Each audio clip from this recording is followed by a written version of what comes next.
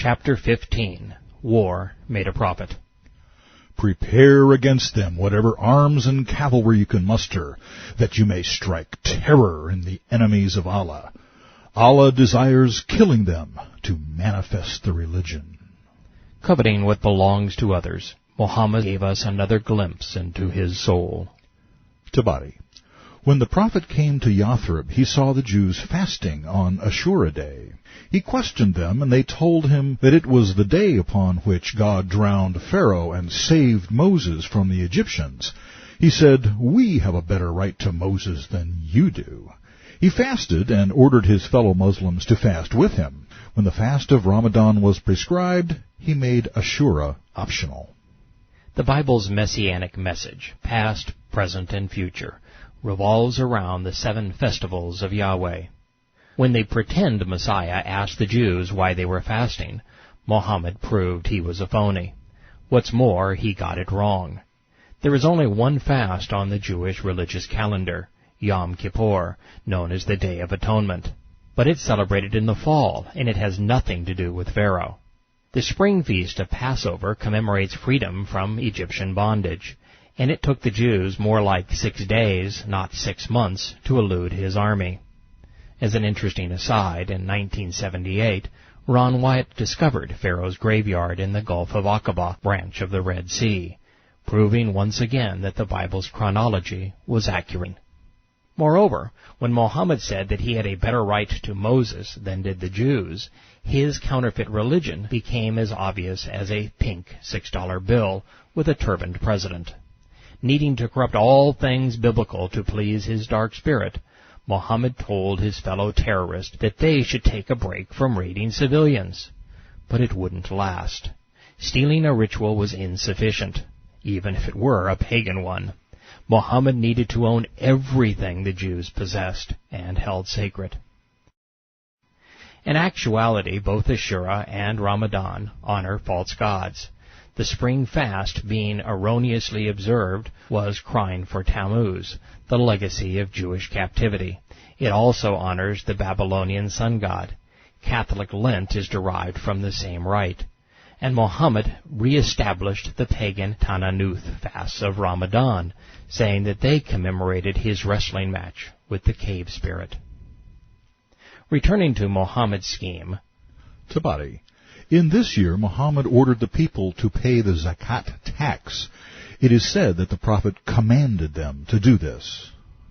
Allah and Mohammed spoke with one voice. Paying the zakat became an order and then a pillar. The political manifesto was ushered in with these words. Ishaq. When the apostle was settled in Medina and his comrades were gathered to him, the affairs of the workers were arranged, and Islam became firmly established. Prayer was instituted. The prostration was the sign of his power. The zakat tax was prescribed. Dictators thrive on money.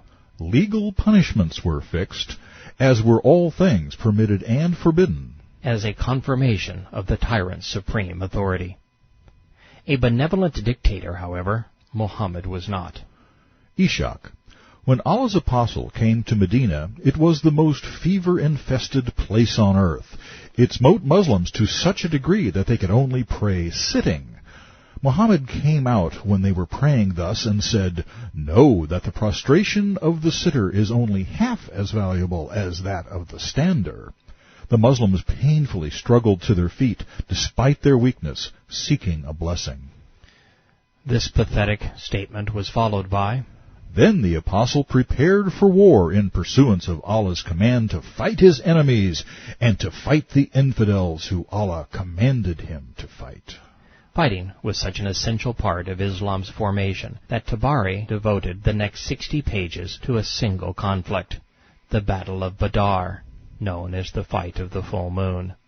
It takes 5 times more attention than Abraham's pilgrimage to the Kaaba, the establishment of Islam. It gets 10 times more ink than the first revelation, Muhammad's call to the prophethood. It garners 20 times more coverage than Muhammad's migration to Yathrib, the hijrah that instigated the Islamic era. How is it that a battle became the centerpiece of a religion? The initial salvo of the battle to resurrect Islam nearly crucified it.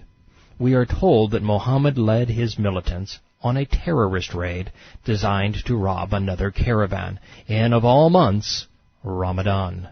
Tabari.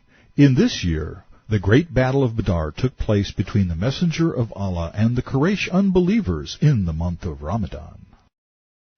Since fasting was required in the sacred month, since the observance of Ramadan was a religious obligation, a pillar of Islam, why were the first Muslims and their prophet on the prowl during their most holy time? Do you suppose money was more important than piety? At Badr, Mohammed was the aggressor, just as he was on 73 of his 75 terrorist raids. The prophet got to choose the time, the place, and the victim. He also elected to terrorize money-laden civilians during Ramadan. Reason would thus dictate that the prophet had discarded his original calling and become a pirate.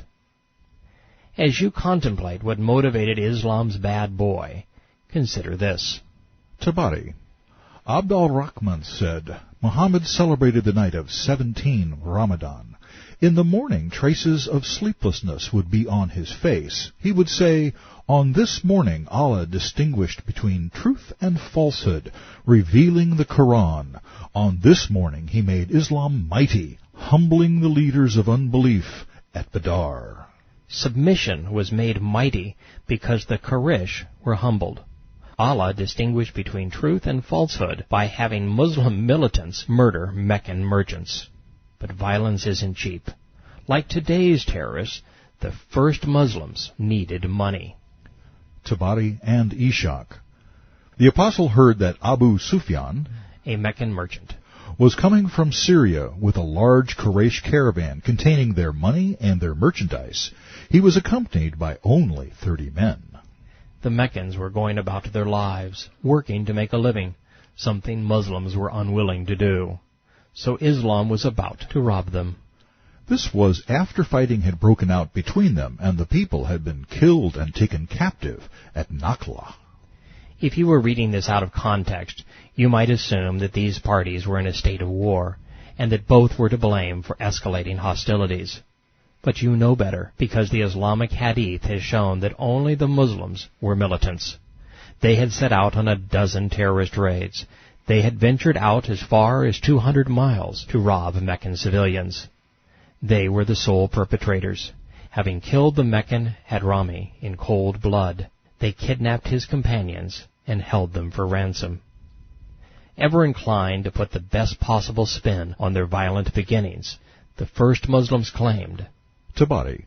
This incident had provoked a state of war between the Prophet and the Quraysh, and was the beginning of the fighting in which they inflicted casualties upon one another. In other words, before the Islamic raid, there was no fighting. Not a single Muslim had been killed. In fact, there were no armies. The Muslims had raiders, terrorists in our parlance. The Meccans had merchants, businessmen in today's vernacular.